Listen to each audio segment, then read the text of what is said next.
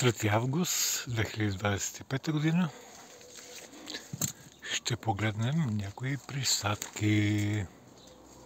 Опитва се да завали, но все още не е заваляло, така че поне може да погледнем някои от присадките.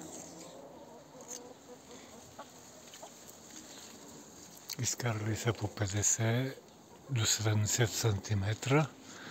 Имат и сигнални гроздове. Тук също. Ще ги видим какви са. А тук се опитвам да освободя една от превръзките, защото виждам, че се е понадула присадката и трябва да се ухлаби леко и пак да се превърже, за да не се счупи от вятъра.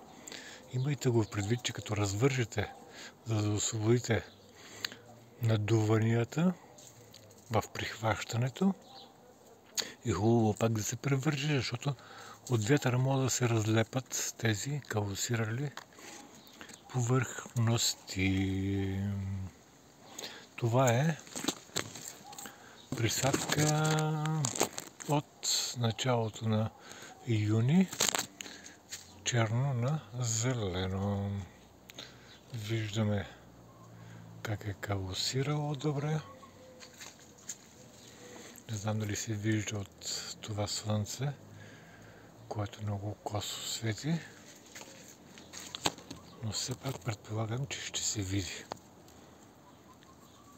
и надебеляванията, затова остава пак да го превържа, за да не се счупи от вятъра тази присадка.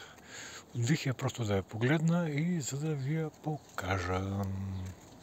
Чао, чао и приятен ден и успешни присадки на всички!